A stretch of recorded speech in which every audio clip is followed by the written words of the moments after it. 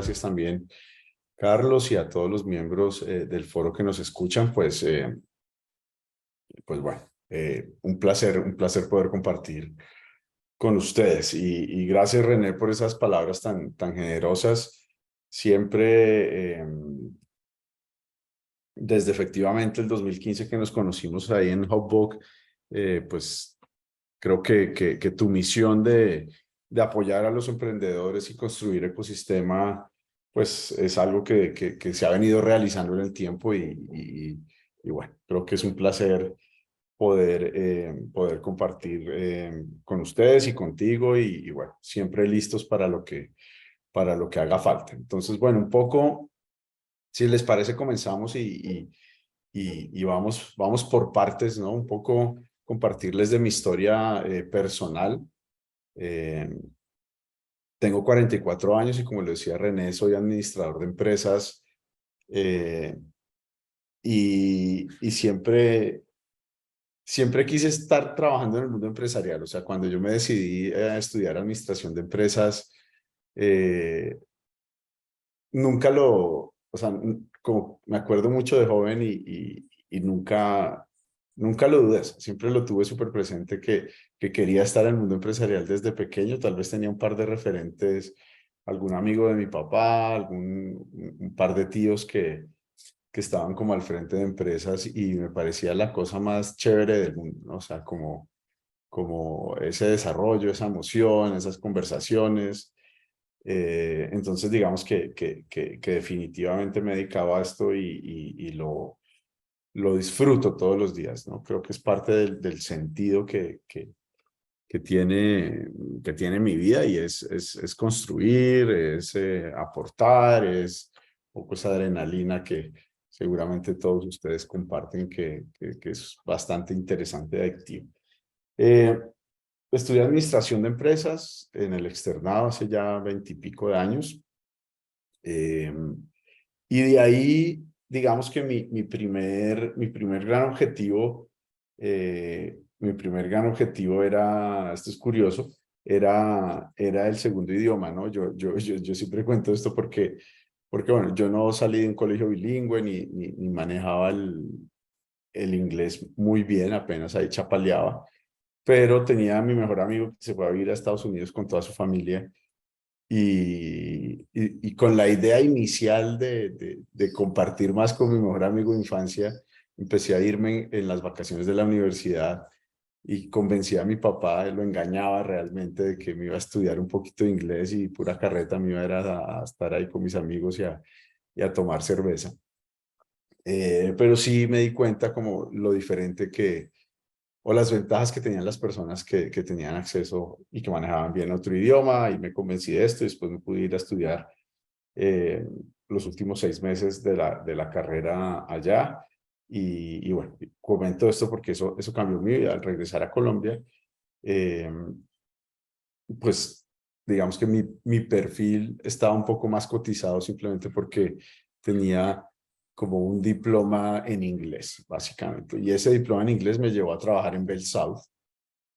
Ya con la gente que trabaja es muy joven, entonces no se acuerdan que existió Celumóvil, ni Comcel, ni Colcel, ni todas estas compañías que fueron luego agrupándose. A mí me contrató Bell South, que era la resultante de Celumóvil y otras tres que se habían fusionado en la costa y en Occidente, básicamente porque necesitaban una persona que supiera inglés, porque como eran gringos tenían que reportar, entonces en el área financiera no había nadie que supiera inglés, solo el controller, que era un gringo, entonces fue muy chistoso porque básicamente me contrataron por eso. Y la verdad que fue lo mejor que me pudo pasar, porque no tenía mucho que hacer en contabilidad, había mucho trabajo, especialmente a fin de mes, pero mi trabajo era como coger los reportes, traducirlos y leerlos. Entonces lo que me pasó fue que a través de la información contable y financiera aprendí muchísimo de la compañía, pero muchísimo, o sea, muchísimo es que me conocía de pe a pa absolutamente toda la operación de Belsado y le decía a mi jefe, le digo, no, oye, no tengo nada que hacer, y me dijo, no, pues leas estos reportes, no tengo nada que hacer, leas estos reportes. porque además tampoco sabía de contabilidad y tampoco me interesaba. Entonces me embarraba ver a mis compañeros trabajando muchísimo y mi jefe le hace estos reportes. Bueno, eso salió muy bien, me acuerdo que fue un reemplazo de maternidad por el que me reemplazaron, que se terminó volviendo de casi un año, y siempre mi jefe pues ayudándome a quedarme en la compañía en marketing, que era lo que pues a mí me gustaba, ¿no? La parte de productos. Eh, y cuento esto porque ese fue el gran trampolín a pasar a marketing, a manejar productos. Yo si bien soy administrador de empresas, soy una persona apasionada por el producto y como lo decía René, por encontrar soluciones a través de la tecnología. Digamos que hace 23 años que entré a BellSouth, tuve esa oportunidad de estar muy en contacto con algo que era muy chévere en ese momento. O sea, si usted se vuelve en 25 años atrás, lo más chévere que había en el mundo eran los celulares. O sea, no había nada más interesante. O sea, era lo más, eh, no sé, como hoy tal vez inteligencia artificial, hace 25, 28 años, los celulares, aunque eran de pantalla verde y muy básicos, pues eran la machera. Cuando yo llegué a marketing teníamos aproximadamente como un 8% de penetración de mercado en Colombia de celulares. En cuestión de 5 años, pues llegamos casi al 90%. Y siempre estuve al frente de los lanzamientos de los nuevos productos. El primer producto que me tocó lanzar innovador, para que se hagan una idea, fue larga distancia internacional en el celular, que era pues muy chévere pensar que uno podía llamar de larga distancia desde el celular por allá en el 2004 o 2005. Luego roaming internacional, cuando uno va viajando a otros países y así, hasta que en el 2008 empezamos a lanzar internet, el iPhone. Y bueno, digamos que esta historia la comparto. Estuve 10 años en Telefónica, bueno, después lo compró Movistar, Telefónica y se convirtió en Movistar y estuve 10 años en esta compañía siempre lanzando nuevos productos. Eso me abrió y definitivamente no sé si definió mi forma de pensar acerca de la tecnología y lo que puede hacer por las personas, porque lo que llevó al crecimiento de la industria celular fue pues el prepago, y el prepago básicamente le cambió la vida a las personas y hoy pues el celular es algo que ni pensamos que existe, simplemente estamos seguros que está ahí y la mayoría de las personas trabajan o lo utilizan como herramienta. Entonces, eh, después de un paso muy exitoso y de empezar a construir una carrera muy bonita en la industria de celulares, mi esposa en ese momento, bueno, la misma, pero muy recién casados le ofrecen un movimiento interesante al Medio Oriente, por eso me fui a vivir a Medio Oriente. Eh, y bueno, pues tenía creo que 30 años y me dijo como, imagínate, me ofrecieron esto y pues ella como que lo tomó como que se lo habían ofrecido, pero no como que lo íbamos a tomar, pues porque yo estaba construyendo una carrera muy bonita, tenía bastante visibilidad con los directivos de Movistar a nivel no solo Colombia, sino regional en LATAM. Yo lideraba varios proyectos de innovación y de nuevos productos. Y yo le dije, no, nos vamos, pues tengo 30 años, ¿cómo no nos vamos a ir a vivir a Dubái? Le ofrecían ir a vivir, trabajar en la industria petrolera con todo pago.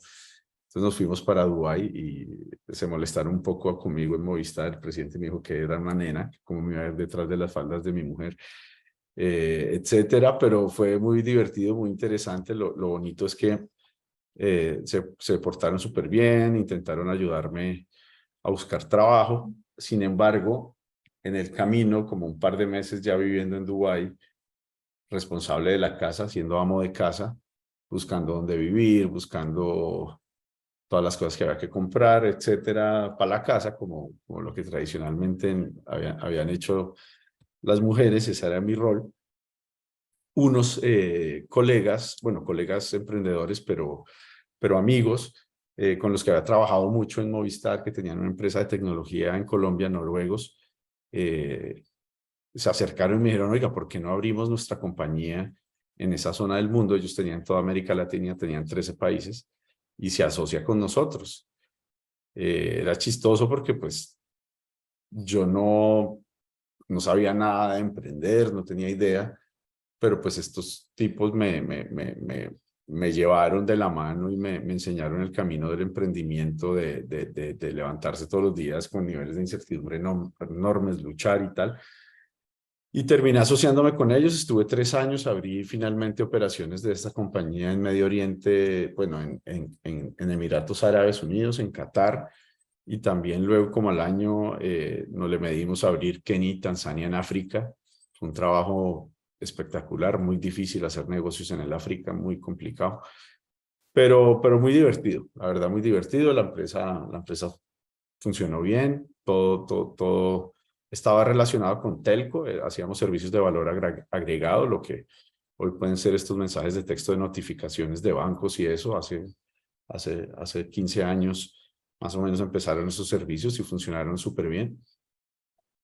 Y bueno, básicamente ahí estuve 3 años y la verdad es que el trabajo no era difícil, me quedaba bastante tiempo libre y estaba pues ya toda esta revolución de Internet. Entonces ya Uber empezaba a aparecer en todos los países, yo ya lo usaba en Dubái. Acá en Colombia estaba naciendo Tapsi, por ejemplo, que tal vez fue de las primeras empresas que muchas personas utilizamos. Y yo no me quería quedar atrás, entonces empecé a analizar diferentes opciones. Me encantaba el tema logístico. De hecho, me reuní, me acuerdo, con la persona que empezó el Uber de Medio Oriente, que se llama Karim, esa empresa, y le pedí que me licenciara la tecnología y yo quería abrir eso en América Latina. Finalmente, bueno, no pudimos llegar a ningún acuerdo.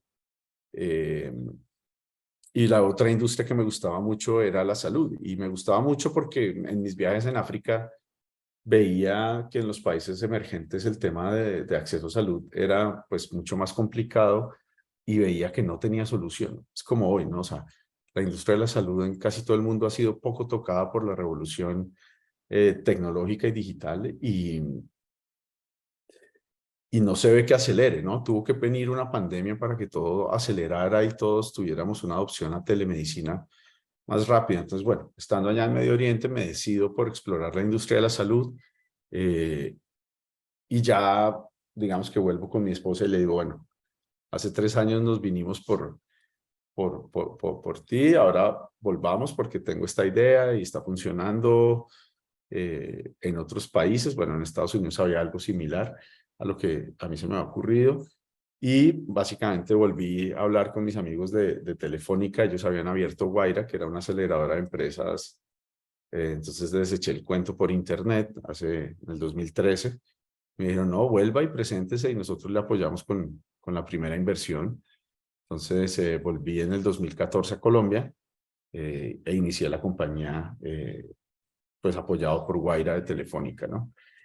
Básicamente, ¿cuál era la idea en ese momento detrás de un DOC3? Es facilitar el acceso al cuidado primario, a la salud. O sea, digamos que en ese momento ya era muy normal ver las personas googleando sus síntomas, ¿no? Y pues si hoy es terrible la experiencia, hace 10 años, 9 años era peor. Entonces, básicamente, pues tenemos a millones de personas todos los días en América Latina.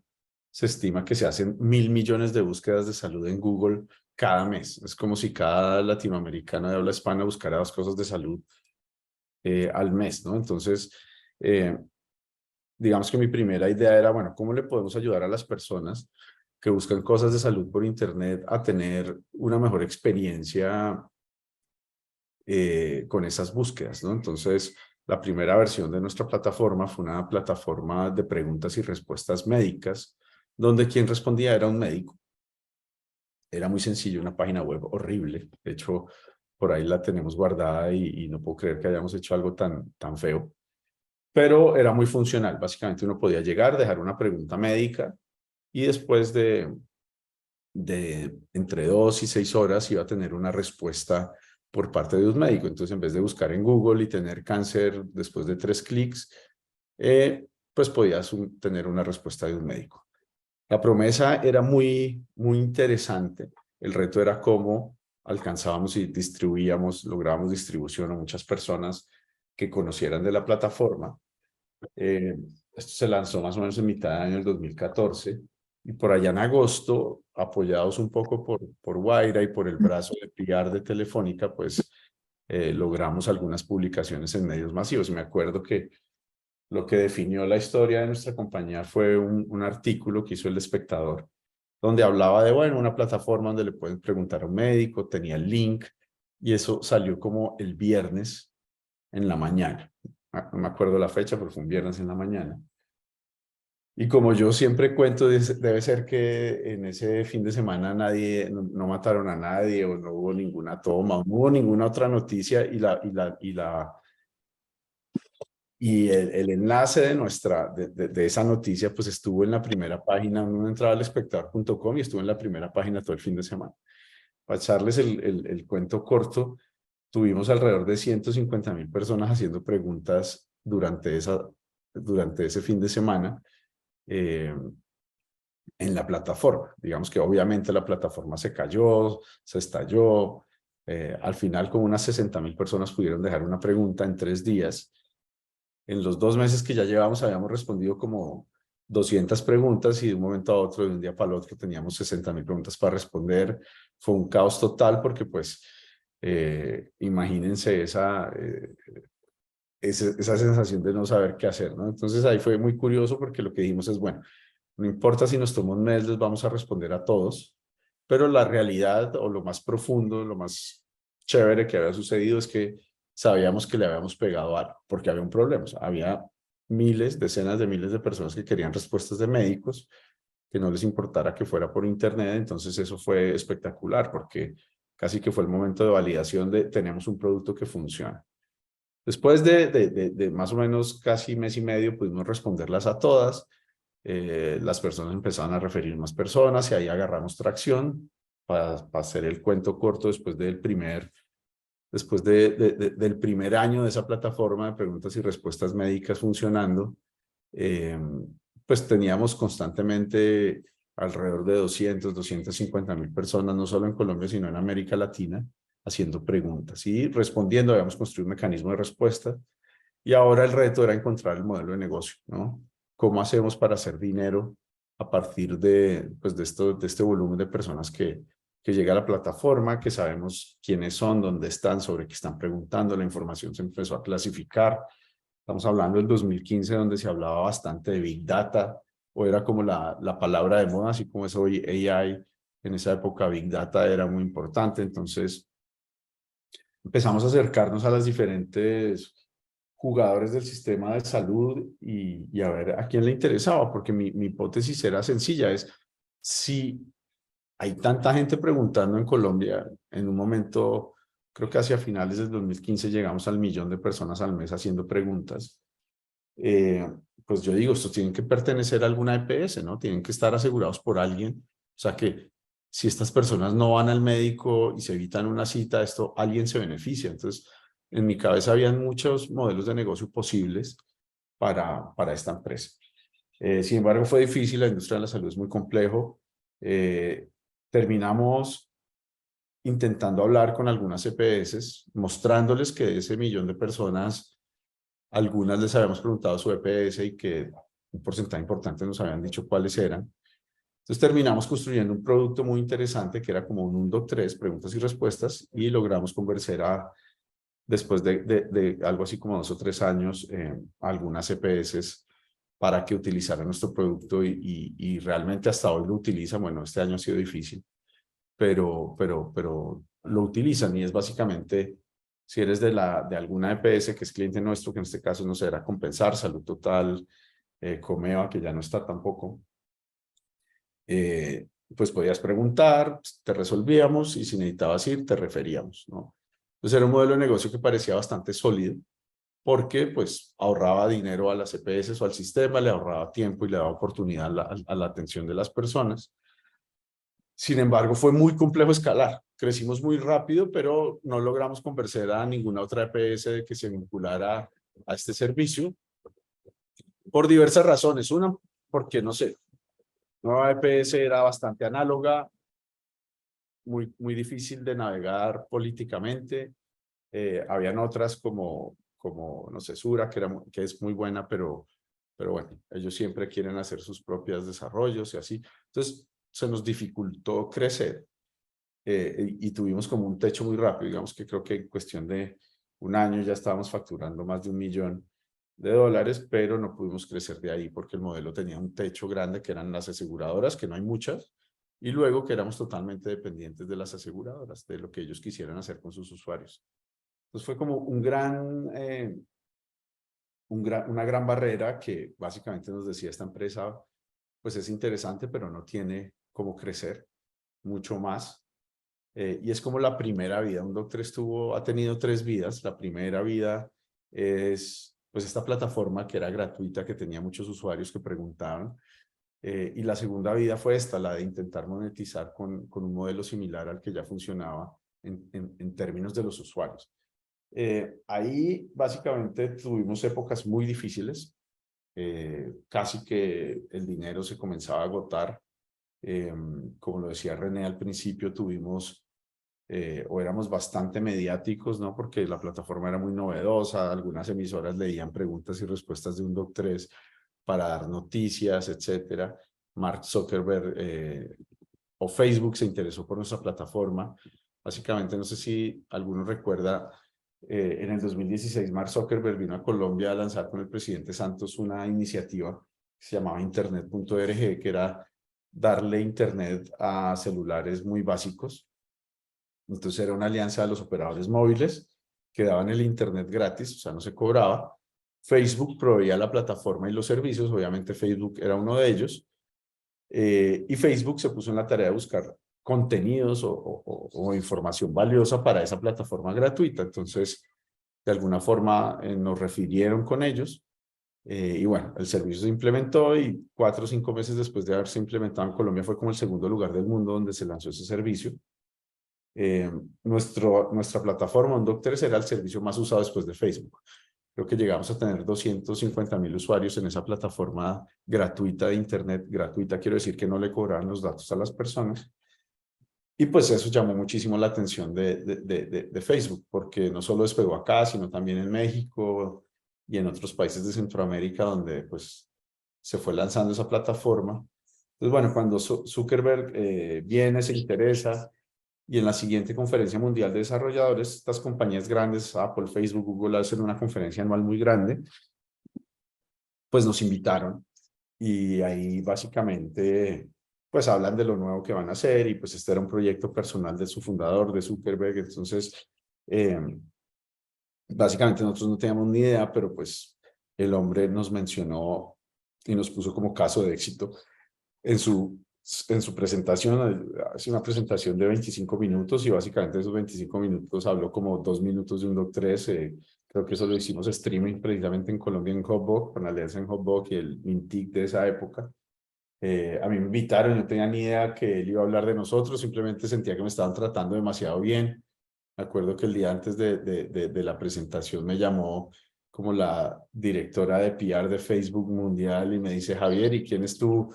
¿Me puedes poner en contacto con la persona responsable de PR de tu empresa? Y yo, bueno, estás hablando con él, con la persona de marketing, bueno, estás hablando con él. Pues bueno, ahí me dieron como que mañana es probable que haya alguna mención, pero es confidencial. Y bueno, ahí me dio todo el briefing. Finalmente, el tipo nos pone el caso de éxito, fue espectacular. Básicamente, eso nos ayudó a traer inversión. Casi que a los 2 meses después de eso, aterrizamos el primer $1.500.000 de inversión extranjera, liderado por un fondo americano. O sea, fue la verdad bastante fácil. Eso nos dio mucho oxígeno para seguir explorando el modelo de negocio que ya les decía hace un rato se agotaba. Se agotaba con lo de las aseguradoras porque no veíamos como por dónde iba a crecer. Entonces empezamos a explorar más cosas basadas en los datos, en crecer en más usuarios. Fuimos a México, logramos aterrizar a Mapfre como un gran cliente asegurador. Empezamos a trabajar con la industria farmacéutica y esta es como la segunda vida de un Doc3. La primera era la gratuita, luego la segunda, que es esta exploración de modelos de negocio, también ya con inversión, que es mucho más fácil en esta época.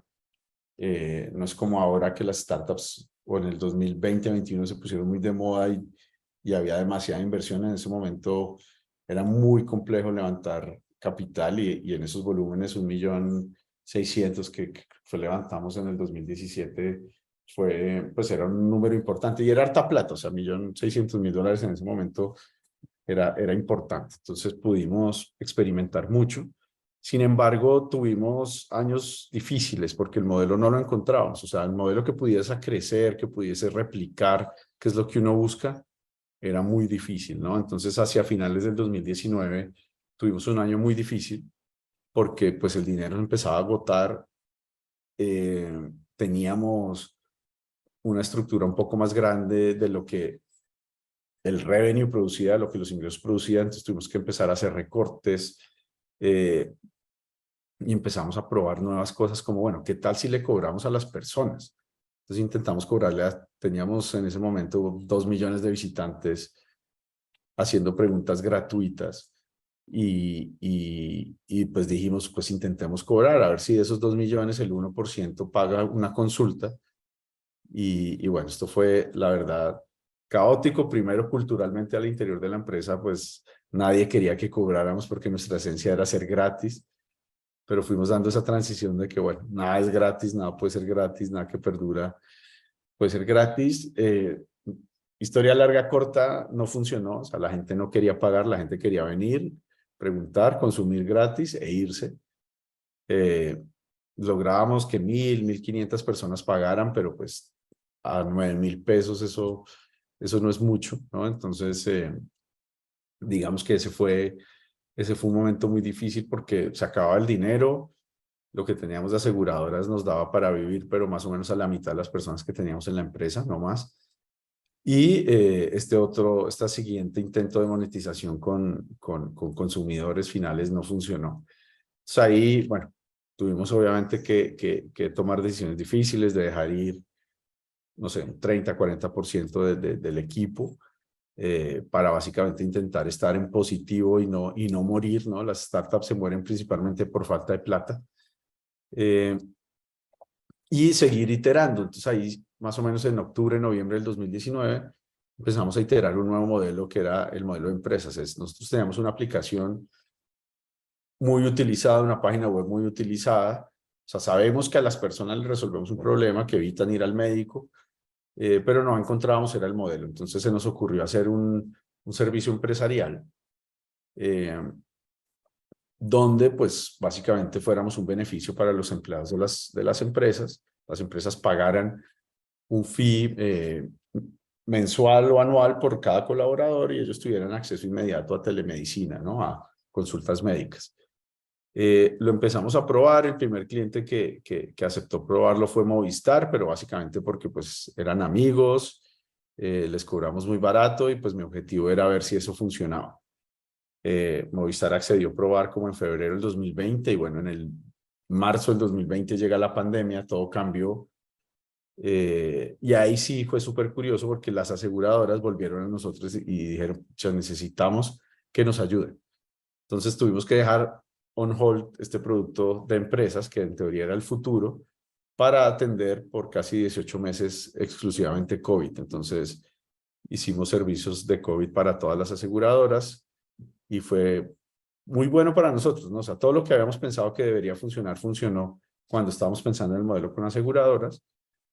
Tuvimos un 2020 y un 2021 muy ocupado, positivo, con utilidades, crecimientos de 10, 12x, pero también en el fondo sabíamos que eso se iba a acabar, porque el COVID se iba a ir en algún momento y no habíamos construido realmente un modelo. Entonces ya empezamos a ver cuando las olas de COVID empezaban a pasar, pues nuestro consumo empezaba a bajar y pues nuestro revenue empezaba a bajar y luego volvía una ola de COVID sin avisarle a nadie y era un caos tremendo. Entonces ahí básicamente el problema era la dependencia, o sea, no controlábamos nada, las aseguradoras hacían lo que querían y bueno, pues estaban en su derecho, eran el Goliat de, de la historia, ¿no? Entonces retomamos más o menos a mitad del 2021 esta idea de empresas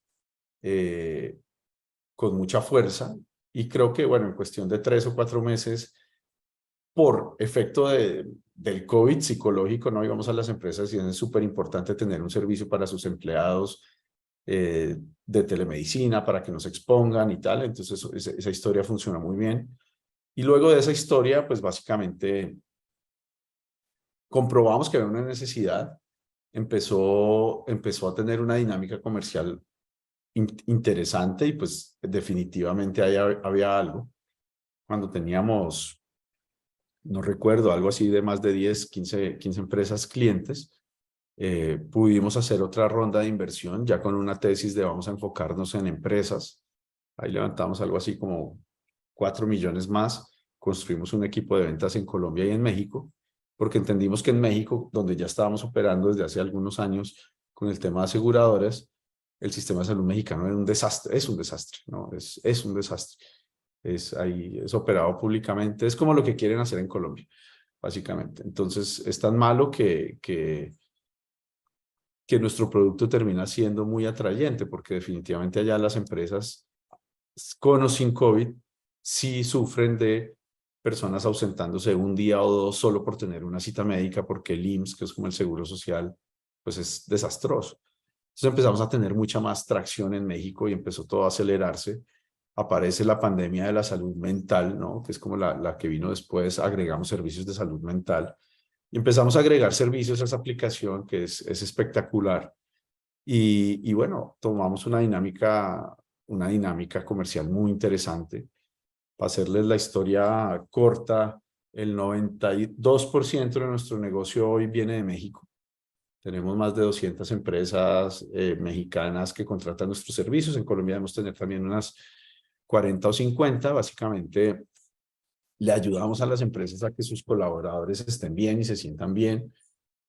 Desde la aplicación pueden acceder a consultas médicas, de salud mental, de nutrición, de pediatría. Incluso agregamos a final del año pasado veterinaria, porque nos hemos dedicado a escuchar a nuestros clientes de qué les duele a ellos. Y les duele es, bueno, las poblaciones más jóvenes ya no tienen hijos, tienen mascotas y se ausentan porque la mascota está enferma. Entonces, bueno, el servicio, digamos que empezó a evolucionar como con muchas vertientes para cubrir las necesidades de los colaboradores de las empresas, pero también de las empresas, porque cada vez que una persona se ausenta, pues hay que reemplazarla si es una posición operativa. Eso cuesta mucho dinero.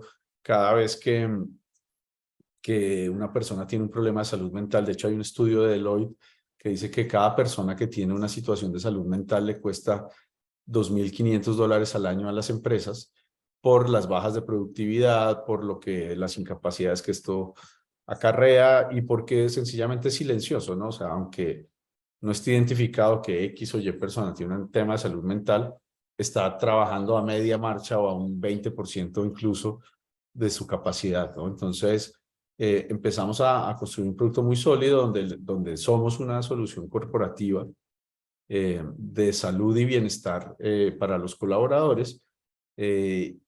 Y lo interesante es que se utiliza, o sea, se utiliza muchísimo. La gente, los colaboradores la usan, la valoran, la califican de 4.9 sobre 5.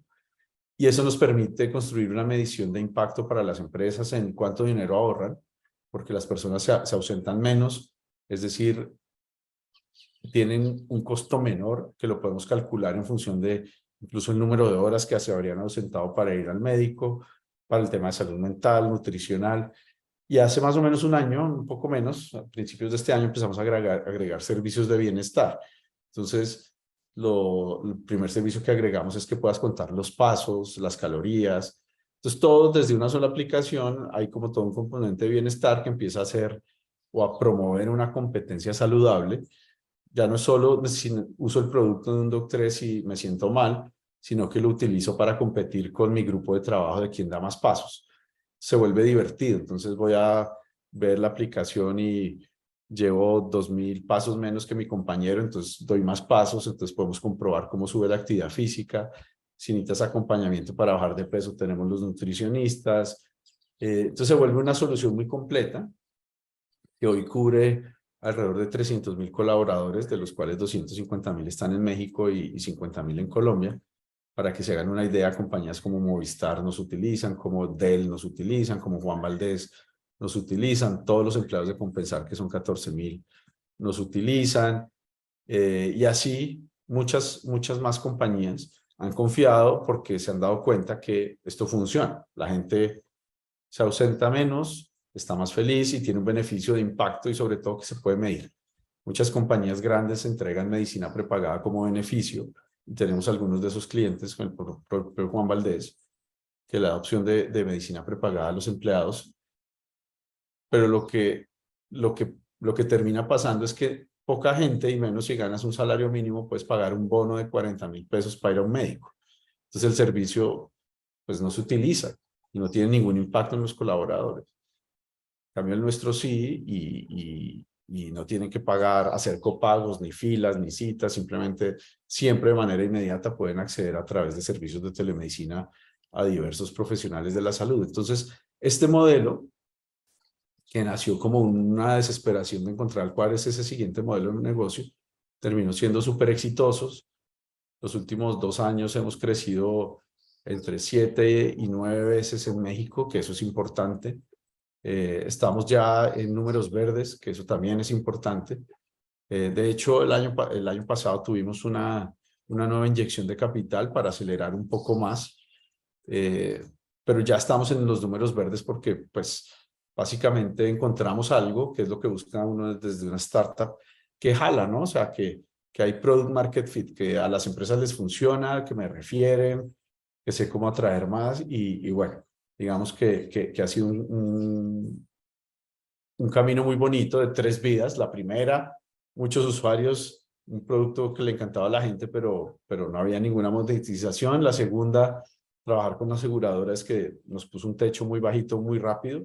Y la tercera, este momento espectacular que estamos viviendo de todas las semanas cerrar nuevas empresas, todas las semanas agregar más usuarios, más consultas, más personas, más pasos, más calorías. Es como un ecosistema virtuoso de salud y bienestar para las empresas y pues con un crecimiento en México que además está siendo imparable, ¿no? Un país que a pesar del ambiente macroeconómico mundial, pues está bendecido con el vecino que le dio por traer todo para este lado del mundo. Entonces, no paramos de crecer, México no para de crecer y bueno, está muy bien. De hecho, yo ya paso la mayoría del tiempo allá y me estoy mudando definitivamente a fin de año porque pues está siendo una experiencia bonita y ver crecer una compañía en función de, de, de la velocidad que atrae tener un buen fit de mercado, pero solo ver cómo de verdad le ayudamos a las personas en México a que no se formen, como dicen allá, no hagan fila 2 días para una consulta médica o de psicología, o para que entiendan un poco más de nutrición. Es un país que tiene un problema de obesidad enorme y de diabetes tipo 2. Entonces, ver cómo el impacto que teníamos en las personas, o desde siempre, ¿no? Desde que respondíamos una pregunta médica gratuita a hoy, es lo que nos mueve. Creo que estamos iniciando un camino, digamos que aunque hay feed y tal, y hemos venido creciendo rápidamente, sabemos que solo es el principio. La mayoría de las compañías que compran nuestro servicio es la primera vez que han comprado un servicio de este estilo. Entonces es interesante porque el mercado es enorme. Y también algo muy interesante es ver cómo empiezan a referir los nuevos clientes. O sea, digamos que una tercera parte de los clientes ha sido referido o por personas de recursos humanos que le refieren a otra persona amiga nuestro servicio, o porque cambiaron de empresa y nos llevan a su nueva empresa también. Entonces ha sido muy chévere ver esto que jala, que funciona. Ha mutado en el tiempo, pero bueno, creo que esa es la vida de las startups. La industria de la salud es muy compleja, no es como fintech o algo así donde es como que hay mucha velocidad y mucho dinamismo más rápido. En salud es complejo. Colombia ha sido difícil, este ha sido un año difícil para nosotros en Colombia. Las EPS que teníamos, solo nos queda una, las demás han cancelado en los últimos 2 o 3 meses, producto de la incertidumbre que vive el sistema. Seguramente van a desaparecer o van a dejar de existir como están ahora. Entonces ha sido difícil en Colombia ver cómo todo se ha detenido un poco. Sin embargo, las empresas, es curioso, es como que el sistema se va a romper, entonces las empresas empiezan a pensar que este tipo de servicios son más interesantes, ¿no? Eh, pero bueno, digamos que estamos en eso, pudimos dar la transición a México, donde la velocidad es importante, y bueno, creo que estamos empezando, o sea, literalmente creo que hay un Doc 3 para rato, y bueno, no quería extender mucho más mi historia para poder